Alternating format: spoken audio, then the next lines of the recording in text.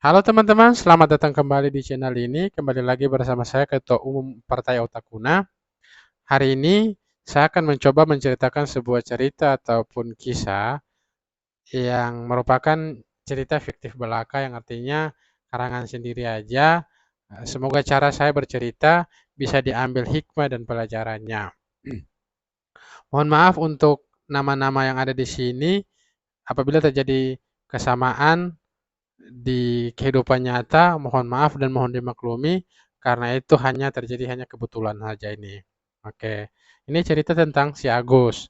Mohon maaf untuk yang bernama Agus karena Agus adalah nama yang kemudian familiar yang bisa dipakai di mana saja di Indonesia ini, timur, barat, dan kemudian dimanapun bisa dipakai nama ini karena nama itu begitu familiar dan bisa dipakai di mana aja. Oke, tidak usah berbacot ria lagi, kita ke alur ceritanya.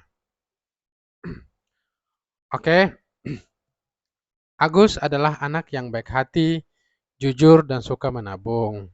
Tapi agak sedikit terganggu mentalnya. Dari kecil, dia tinggal dan besar di padepokan gurunya yang bernama Pak Samsul.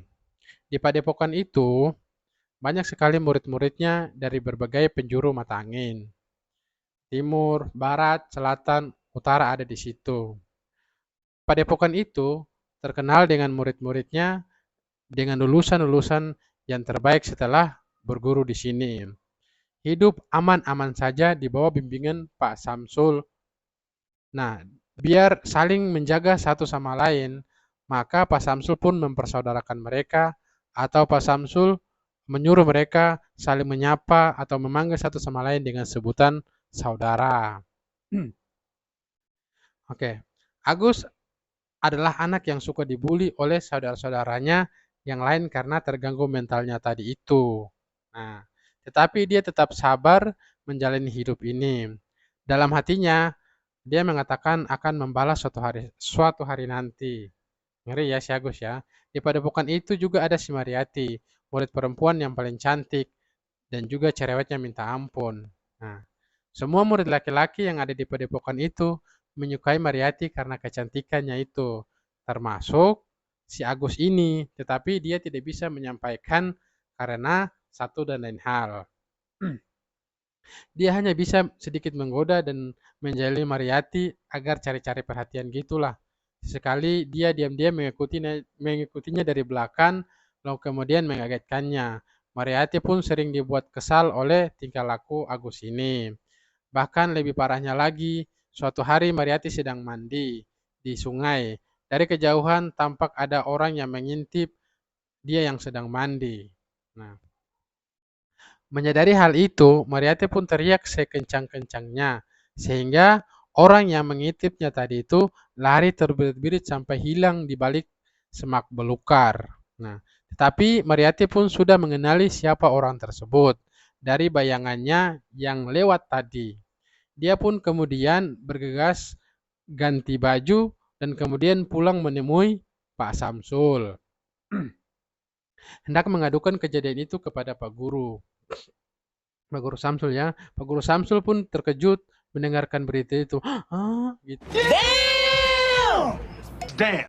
Begitulah. Beliau pun sangat marah dan kesal dibuatnya sehingga ia berjanji akan menghukum siapapun pelaku yang mengintip Mariati Mani tersebut dengan hukuman yang seberat-beratnya. Nah, Guru Samsul pun mencoba menenangkan Mariati dan menyuruhnya pulang ke asrama dulu karena hari sudah kemalaman. Nah, besok pagi rencana akan digelar sidang besar untuk mengetahui dan menghukum siapapun pelaku yang mengintip Mariati itu. Singkat cerita, besok pagi pun tiba. Setelah selesai upacara seremonial, semua murid laki-laki yang ada di situ ditahan. Jangan pergi dulu, katanya ada pengumuman tambahan untuk para laki-laki. Nah, semua murid laki-laki dibariskan pada satu saf memanjang seperti pagar hidup gitulah. Lalu diberitakanlah atau diceritakanlah cerita kemarin oleh Pak Samsul dan mengatakan bahwa Mariati ada yang mengintipnya sedang mandi, lalu pelakunya adalah murid-murid yang ada di padepokan sini. dan Mariati sudah mengetahui siapa pelakunya. Nah, mendengar berita itu, orang-orang yang ada di saf itu pun menjadi riuh dan ricuh. Mereka saling bertanya-tanya, siapa ya pelaku yang sudah kurang ajar itu? Setelah diam, Pak Samsul pun kembali melanjutkan arahannya bahwa sekarang Mariati ada di sini. Sebentar lagi dia akan keluar dan menunjuk salah satu di antara kalian yang sudah melakukan perbuatan cercelah ini. Nah, karena Mariati sudah sempat melihat bayangannya dan sudah hafal betul karakternya, maka dari itu keluarlah siapa saja yang merasa untuk melakukan hal itu. Nah, sebelum saya menyuruh Mariati sendiri untuk menunjuk salah satu di antara kalian, maka hukumannya lebih berat daripada mengakui secara jujur pada kita semua. Nah, dari dalam grup dan barisan pun tidak satu orang pun yang keluar untuk mengakui kesalahan itu. Nah, maka Pak Guru Samsul pun menyuruh Mariati keluar dari bilik dan menunjuk salah satu di antara mereka yang melakukan itu. Dan dia kemudian berjalan di tengah-tengah barisan itu dan mencari orang itu dari ujung ke ujung sampai melihat satu persatu wajah murid laki-laki dan kemudian menunjuk pelakunya.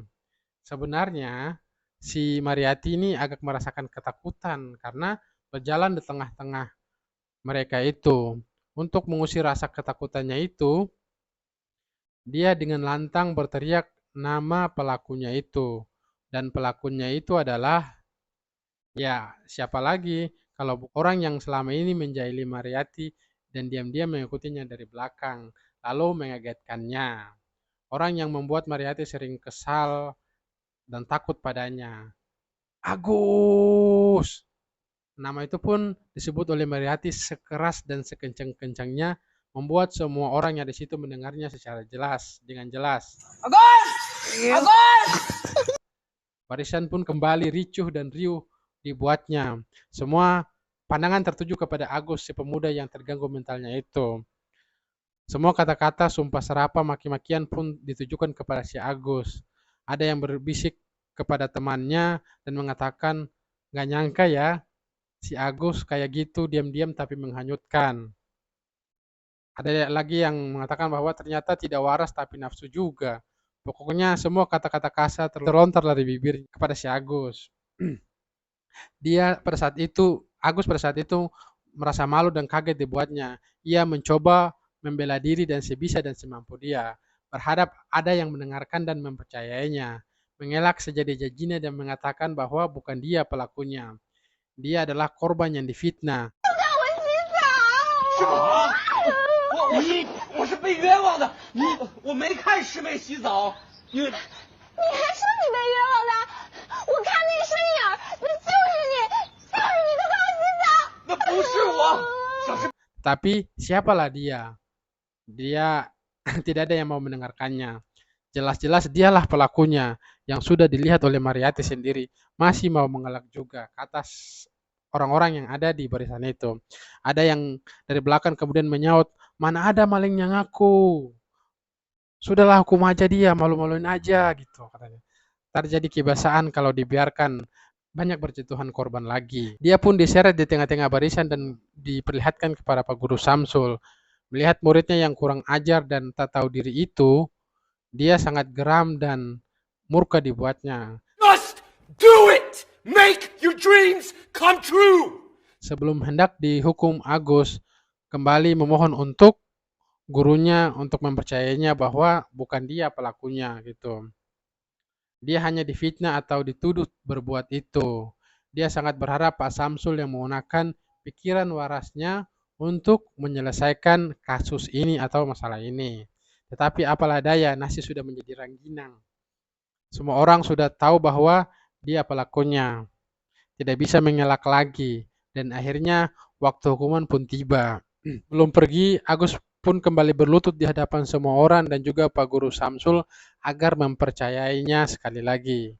Bahkan dia berani bersumpah apabila dia yang mengintip Mariati mandi maka akan disambar petir.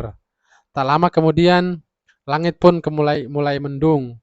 Hujan pun hendak turun, angin bertiup kencang dan Guntur pun bersaut-sautan seakan mengiringi kepergian Agus karena sumpahnya sendiri. Dan ya, hal yang ditunggu semua orang pun terjadi. Petir yang besar itu pun menyambar di dekat-dekat situ ataupun area-area situ. Dan sangat mengerikan sekali. Ternyata yang tersambar petir adalah semua murid laki-laki Pak Samsul yang ada di situ, kecuali si Agus. Akhirnya dari sini kita tarik sebuah kesimpulan bahwa ternyata selama ini yang mengintip Mariati sedang mandi adalah semua murid laki-lakinya itu kecuali si Agus, pemuda yang gangguan mental tersebut. Melihat kejadian ini, Mariati pun gak enak hati lah. Dan Pak Samsu pun diam. Dan Agus juga sendiri terbengong 1000 bahasa untuk memikirkan kejadian tadi. Bagi Mariati, ini adalah sebuah pukulan telak yang sangat memalukannya, yang sudah menuduh Agus yang bukan-bukan. Dan saya ingatkan sekali lagi kepada Anda pendengar cerita ini bahwa Anda akan sangat dibuat terkejut mengetahui fakta bahwa petir itu tidak hanya menyambar sekali dua kali, tapi lebih daripada itu. Dan itu semua mengenai Pak Samsul yang terhormat yang sedang duduk manis di atas kursi kebesarannya.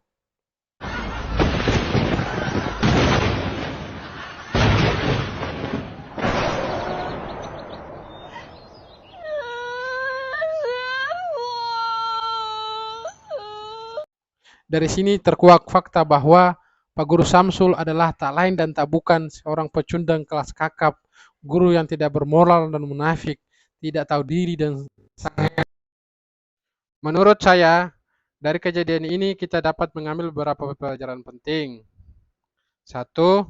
Untuk Agus, jika Anda menyukai seorang, maka katakanlah sejujurnya kepadanya secara baik-baik sehingga kau pun lega karena sudah mengeluarkan unek-unek yang selama ini yang kau pendam.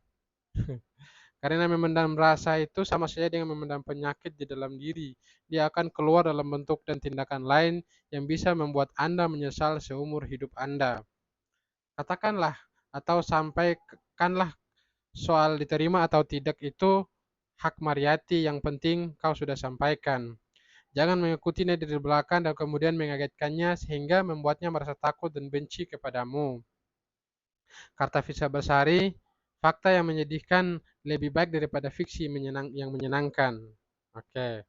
Nah, kemudian yang kedua, Mariati. Dari Mariati kita belajar bahwa jadi orang jangan terlalu cakadidi, kata orang Ambon. Jadi seorang perempuan harus dewasa, mampu menjaga diri sendiri dari mata para laki-laki, jaga sikap, jangan merasa cantik sendiri karena cantik itu adalah relatif.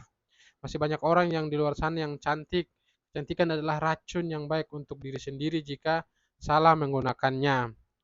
Oh iya, satu lagi, jangan menilai orang dari luarnya saja. Kadang-kadang apa yang kita lihat adalah apa yang sebenarnya kita tidak ketahui, tapi merasa paling benar dalam memberi pandangan. Bukan berarti apa yang kita benci adalah sesuatu yang tidak baik untuk kita. Boleh jadi kau membenci sesuatu, tetapi sesuatu itu baik untukmu. Yang ketiga, dari semua murid laki-laki kita belajar bahwa sama saja seperti apa yang saya sampaikan kepada Mariati tadi, jangan melihat orang dari luarnya saja atau dalam bahasa Indramayu, don't judge book by the cover. Kadang-kadang sesuatu yang tidak baik itu adalah untuk menguji kemampuan kita untuk menerima dengan baik. Jadilah orang yang hanya melakukan kebaikan, melakukan hal-hal baik sehingga mendapatkan hal-hal baik pula. Satu lagi untuk mereka, penyakit kita kebanyakan orang di sini adalah itu kadang-kadang kita menjadi pengacara yang baik untuk kesalahan kita sendiri dan menjadi hakim yang baik untuk kesalahan orang lain. Yang keempat untuk Pak Guru Samsul. Guru seharusnya menjadi pionir untuk perubahan, menjadi suri tauladan yang baik untuk murid-muridnya. Banyak generasi muda yang rusak karena bukan kurang didik dari orang tua, melainkan guru yang kurang kreatif dan inovatif dalam menyampaikan nilai-nilai luhur bangsa. Menjadi contoh yang buruk untuk diikuti. Jangan mengharapkan kebaikan dari murid-muridnya jika terus melakukan keburukan juga. Atau dalam istilah klasiknya bahwa guru kencing berdiri, murid kencing berlari. Ingat dalam pelajaran sejarah bahwa ketika dua kota besar di Jepang yaitu Hiroshima dan Nagasaki dibombardir oleh tentara sekutu, maka hancurlah seluruh peradaban di sana. Namun ketika hendak bangkit dari keterpurukannya, menjadi negara berkembang hingga maju seperti yang kita lihat sekarang ini, adalah berkat sebuah pertanyaan dan perintah dari Kaisar Hirohito pada waktu itu, bahwa berapa guru yang tersisa yang kita punya, tolong kumpulkan seluruhnya, kita akan bangkit lagi. Bukan berapa orang tua yang kita punya ataupun anak muda yang kita punya untuk bangkit lagi. Itu saja untuk video kali ini. Saya mengucapkan banyak terima kasih kepada seluruh orang yang sudah menonton video ini dari awal sampai selesai. Untuk para subscriber saya, terima kasih tak terhingga masih setia di channel ini. Semoga kalian dalam keadaan sehat walafiat, dimudahkan dalam segala urusannya. Amin. Jangan lupa like, comment, and subscribe channel ini agar terus berkembang dan memberi manfaat untuk orang banyak. Sampai ketemu di video selanjutnya. Bye-bye. Jadi mulai sekarang tuh tidak ada diam-diam, tidak.